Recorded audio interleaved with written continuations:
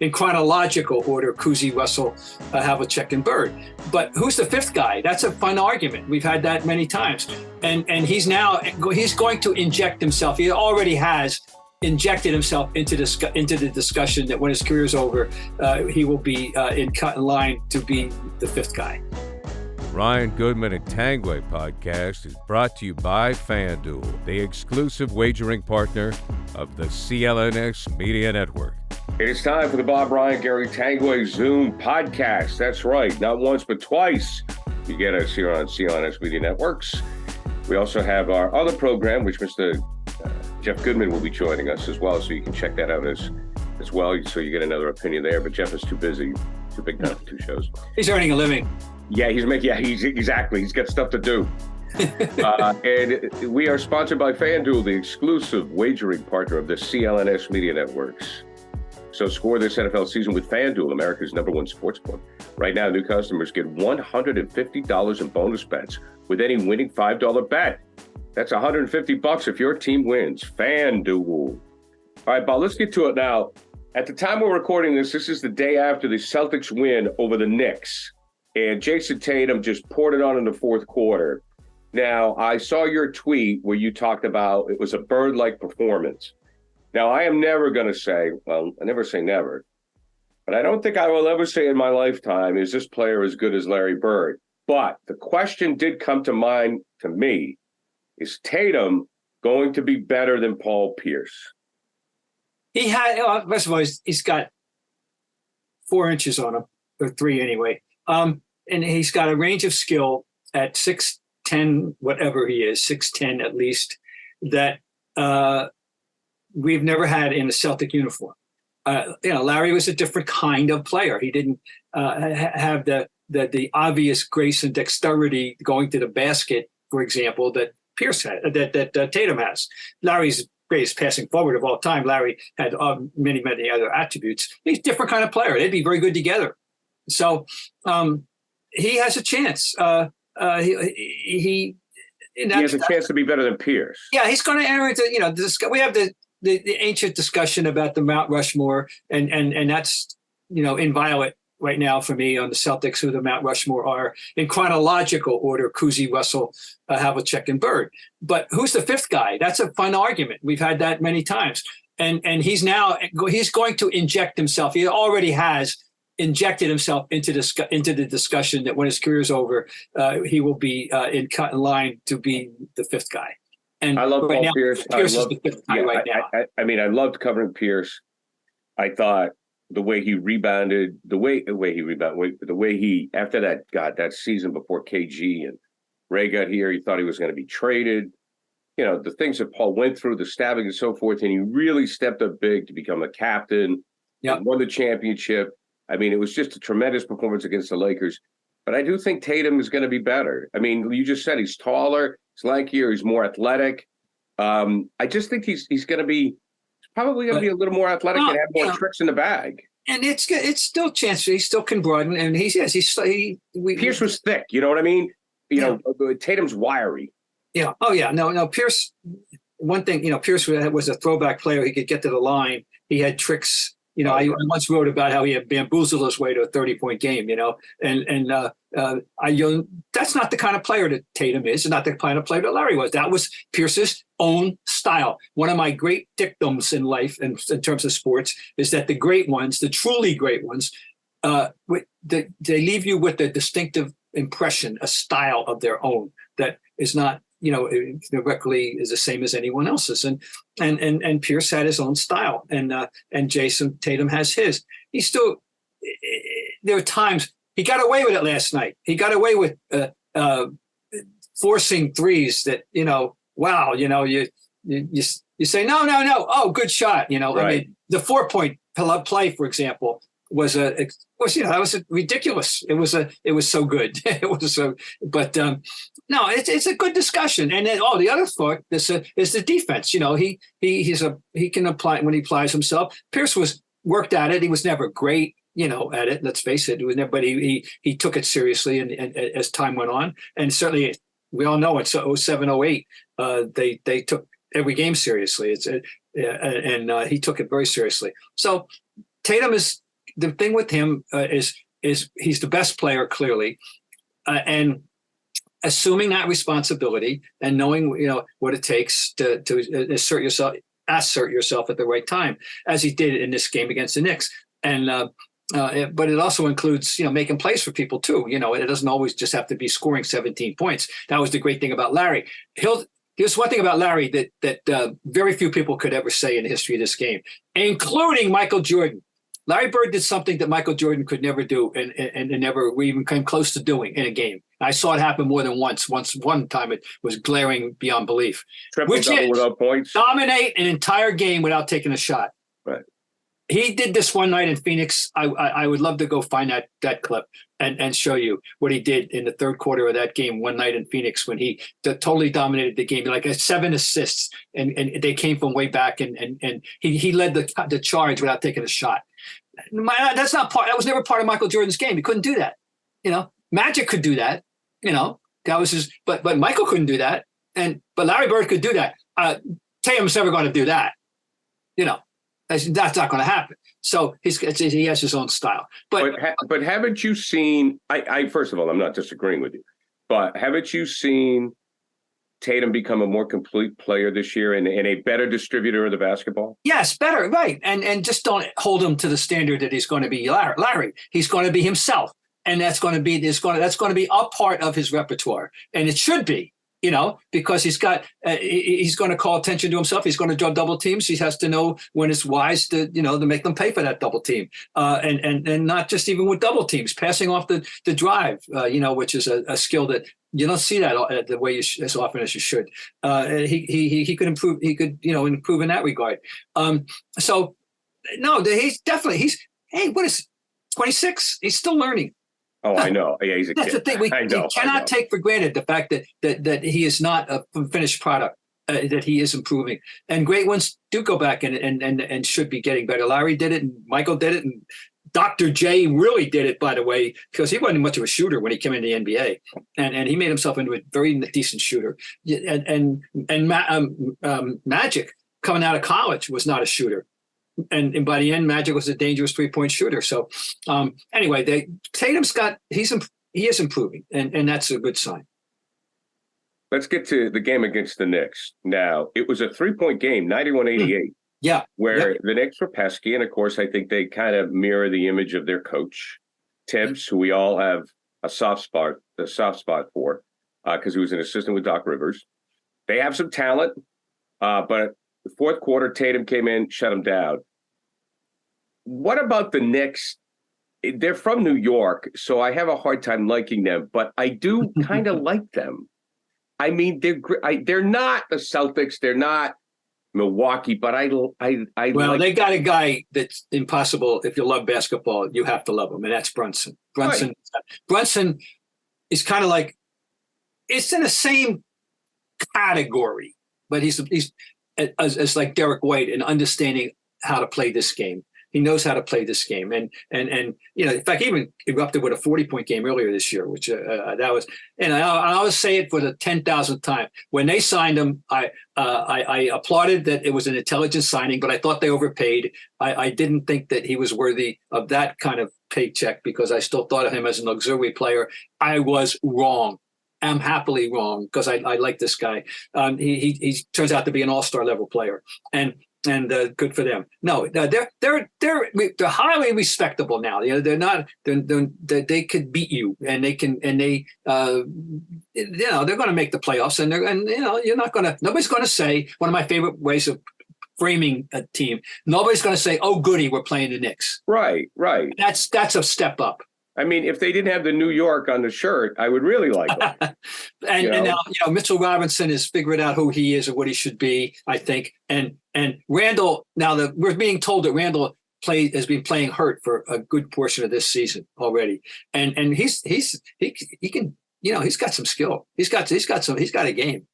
Score early this NFL season with FanDuel, America's #1 sportsbook. Right now, new customers get $150 in bonus bets with any winning $5 money bet. That's $150 if your team wins. If you've been thinking about joining FanDuel, there's no better time to get in on the action, NFL. The app is so easy to use. There's a wide range of betting options, including you got spreads, you get your player props, you got over-unders, and more. So visit FanDuel.com/Boston and kick off the NFL season. FanDuel, official partner of the NFL. Now, I want to talk about the coach for a little minute because he's a real character. Did you get to know Tom Thibodeau? When you lived in Rumford, Maine, there were 100 Thibodeaus. That's the way you pronounced it. When I came down here, everybody kept saying Thibodeau. I go, what are you talking about? He's a very interesting guy. I mean, just a basketball lifer. Oh man, the classic basketball lifer, and with strong local roots, Salem State and Harvard at one point coaching, and of course the able lieutenant here with Doc, the defensive guru.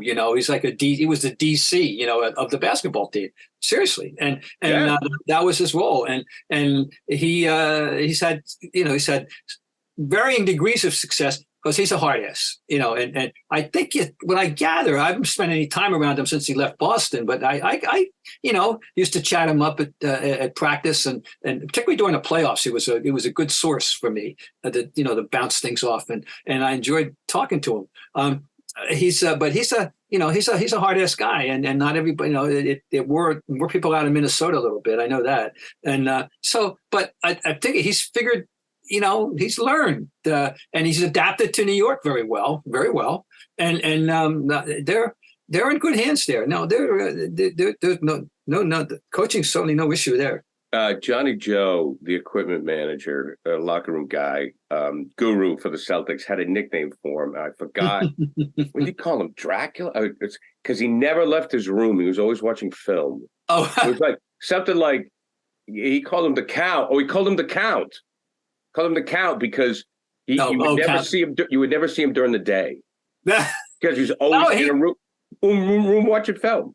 No, that's who he is, and that's what he loves to do. And he's 60 now. It's hard to believe, Well, I always like it when guys like Steve Clifford, University of Maine at Farmington, alum, Clifford or.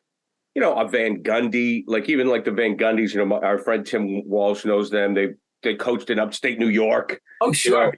These guys, PJ started PJ was at New Hampshire College, right? Or what was he?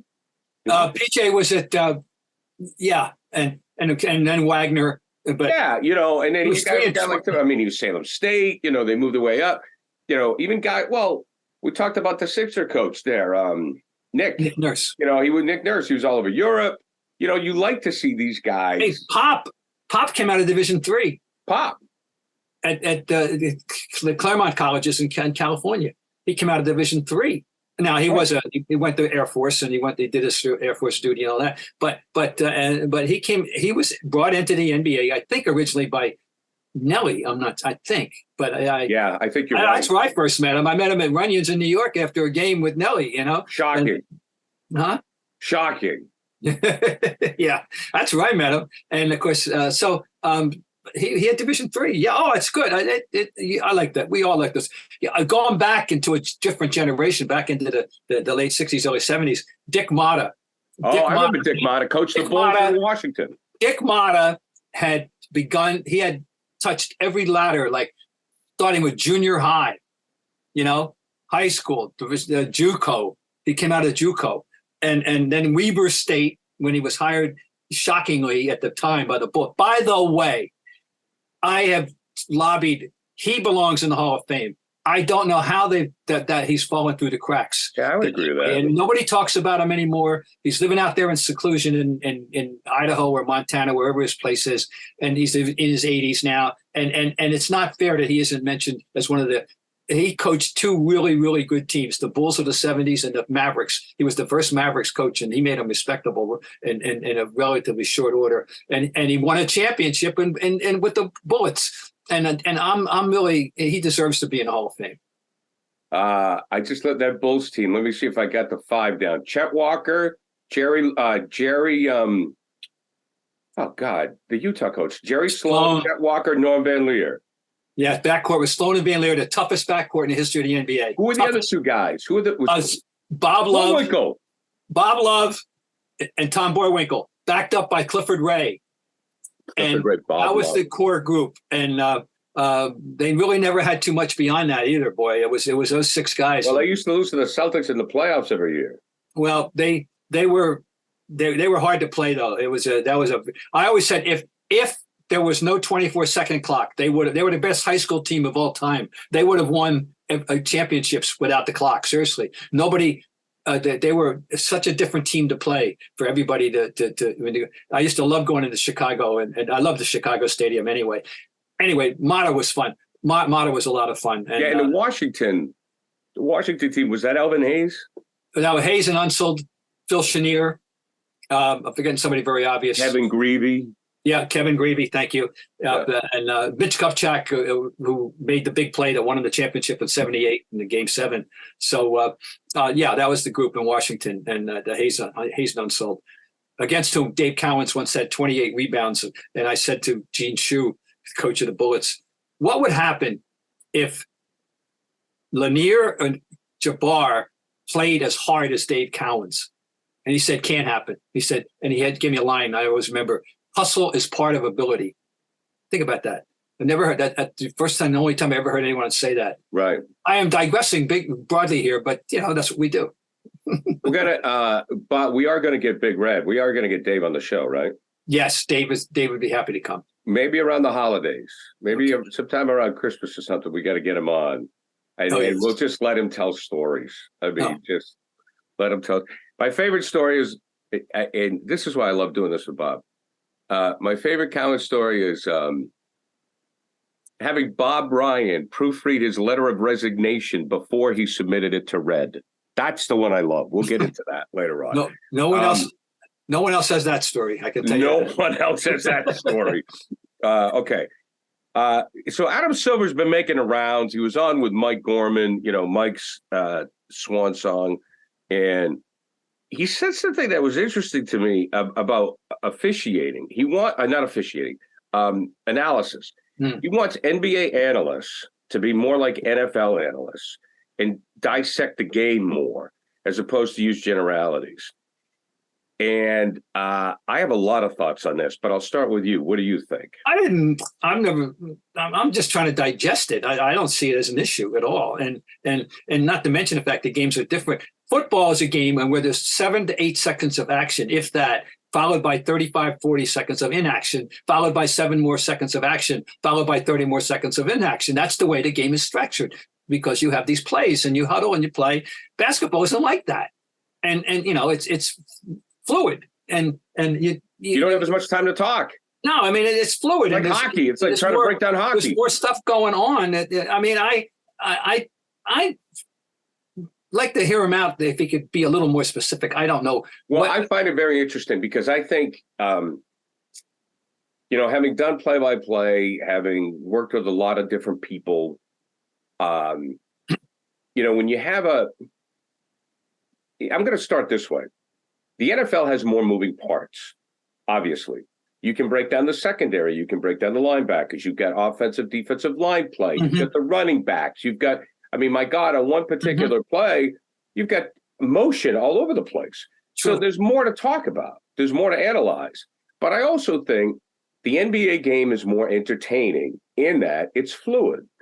It's very interesting. You're going to love this, but Torrey Champagne, who used to work with us at Comcast Sportsnet, is working on a documentary right now with Mickey Hart of the Grateful Dead, and they're talking about music and sports. And I look at the game of basketball as much more musical than the game of football. And I think basketball is more about emotion and being part of the game. And Silver said, we need more analysts, instead of saying, oh my God, they got him on the run, or these generalities like, look out, here they come. And I think that's kind of part of the game.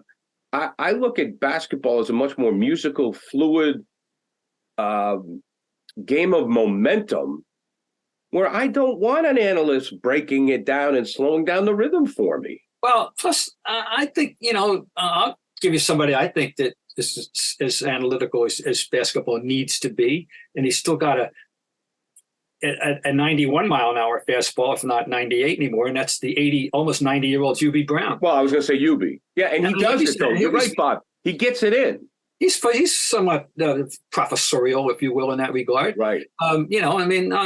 So I don't know. I just find it an interesting commentary from the. Like Van Gundy. I don't see. I just don't. Didn't you think Van Gundy and Jackson were great? Oh, I love. Well, I was no fan of Mark Jackson, but I was a big fan of Van Gundy. Right. And I thought, and he just seemed to have a feel for the things that we care about as fans and as fans. He could think in terms of what a fan would think too. Not to mention, the experience of having coached in the league and all that. I mean, I just thought he put it together nicely. He brought his unique perspective to the table very well, and I don't see why anybody would have did like him. Yeah, I mean, have you run into Van Gundy at all? Did you see him? Not since. No, I haven't seen him. I don't know if he'll be seen around here. I don't think he's going to be hanging out in Boston. He can do his job I don't know. I hope so. I'd love to see him because I really like him.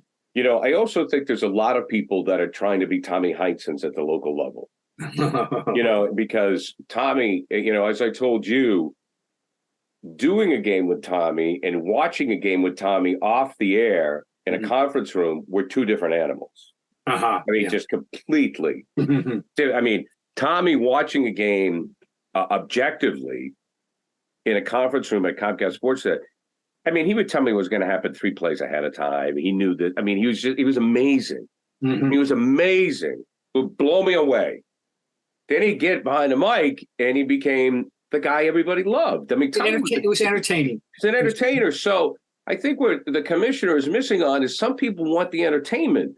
The reason people love Tommy so much is he was an entertainer. Yes, he was a homer, but that's because a lot of the times the owners are getting on these guys. At the local level, the owners get on the broadcasters. They want these guys to be. Hell, the Celtics own 30% of NBC Sports Boston. They want the homerism. They want this, and that's something that Silver's gonna. This kind of hit a nerve with me because I've been there. I've gotten the calls. You know what I mean? I wasn't Bob Ryan. I couldn't go in and say, I didn't have your je ne sais quoi, if you will, where I could say, I could I'd say something. I get phone calls from Danny or, Wick would say something or, and I was just trying to bring up good information. And I think guys like Scalabrini and sometimes a lot of these guys at the local level are scared of the owners. So that's my thought on that. Maybe that's too much inside baseball. No, it's an interesting topic, and I want to see how anybody runs with the ball now with this. I'm curious. Like UB Brown can do it. Nobody's going to call up UB Brown, right? But I'll say, different guys, who want the job, who are analysts and working with these teams. The owners, and general managers get on their ass. Well, I'm sorry. Go ahead. A quick UB is one night he was talking about Terry Cummings, and he said, "I don't want to say right." Terry Cummings played with Terry Cummings of the Bucks when he was with the Bucks. I said, "I don't want to say that Terry Cummings goes to his left every time. Let's just say he goes to his left many, many times." Right. He had a great people unappreciated by some was his innate sense of humor, and he loved to have fun too. I shouldn't say past tense. Loves. He's still on the job. Yeah, I heard him. Is he doing Grizzlies? Is he doing Grizzlies? He's still on the payroll. He's still on the ESPN back guy. He's not the number one guy, but he's there. A guy like Perk, and maybe we're talking too much about the media, but whatever. A guy like Perk comes out and is turned into a personality to the point now where some people think he's way over the top, right? But they love it. It's all about, I call it the Bill O'Reilly syndrome that hit us. That has hit both, and I'm not just talking about right wing, left wing, sports talk. You have to, as an analyst, you have to be entertaining. You have to be over the top. You got to be controversial. And that's another problem. They want personalities instead of good, hard analysts. Where some executive is going to sit there and watch, some executive would say, if he didn't know UB Brown, he'd go, well, this guy's boring, but I want Perk because he's going to be blasphemous. Well, I don't know if blasphemous is the right word, but he's going to be controversial. Yeah. So anyways, that's my speech on that. All right. I wanted to get to this date in NBA history.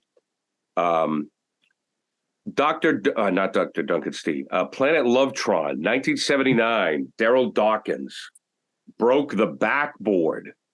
Do you remember? I just remember. I didn't couldn't have pinpointed when it happened, but I certainly remember the controversy that he's created, breaking multiple backboards over the time, and he was Darryl Dawkins, the late Darryl Dawkins, which is so sad to think about, really, that they lost all the big men.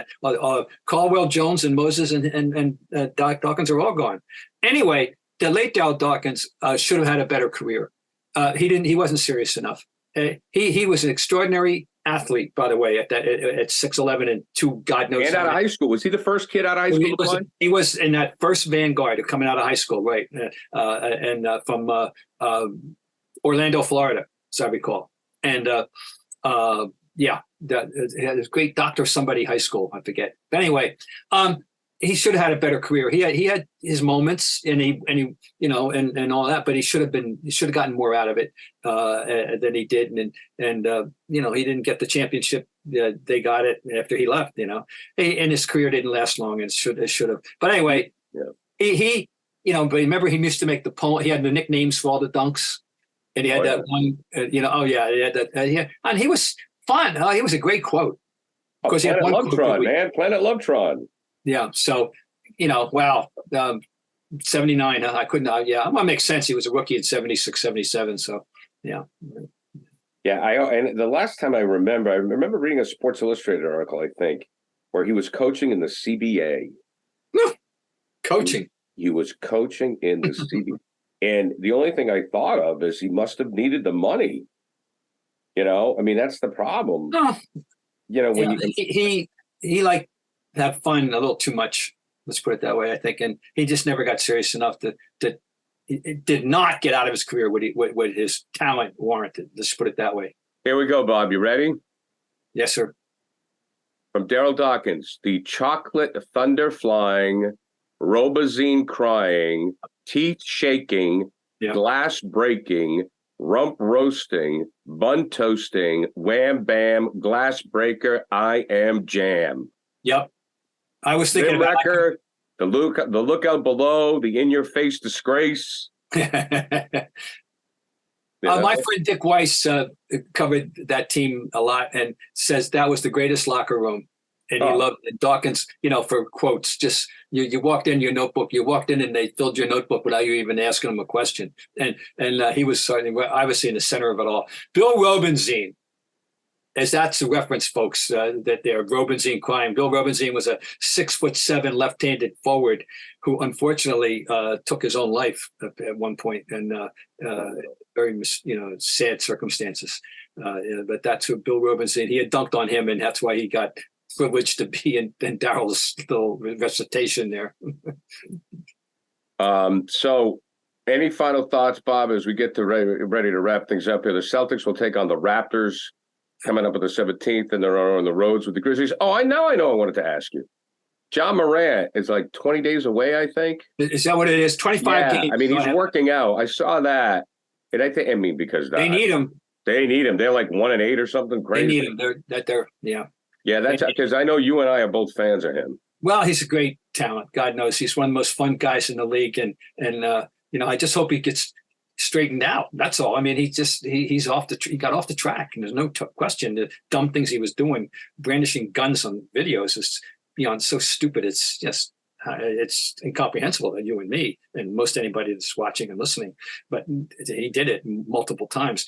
No, he's a wonderful player, and I don't know how long it's going to take for him to get back. But they needed a boost, and they were, there was a moment in last, they were a comer, they were a comer, and so this is you want the franchise to succeed, and so I'm anxious to have him back in the league. I just hope he's got his head on straight. Yeah, me too, and I think Marcus needs him. The Celtics have the Grizzlies coming up too. All right, Robert, always a pleasure, my friend. Take care, and we will talk to you with Mr. Goodman later on. So once again, you can catch Bob and myself here on this Zoom In podcast, and also Jeff Goodman joins us later in the week right here on CLNS. And Bob Ryan, Gary Tanguay, Zoom In Pod is sponsored by FanDuel, the official and exclusive wagering partner of the CLNS Media Networks. Right now, new customers get $150 in bonus bets with any winning $5 money bet. All right, Bob. See you next time. Ever wish you could navigate the betting field with the confidence of a pro? Enter Odds Are. They're not a sports book, but they're the sports betting advisor you always needed. It's like having a playbook for smarter bets right in your pocket. I've been absolutely loving the experience, and I think you will too, especially since Celtics All Access listeners get a 30-day free trial. Elevate your game day and join the smart betting revolution. Go get it at oddsr.com/Celtics. That's oddsr.com/Celtics.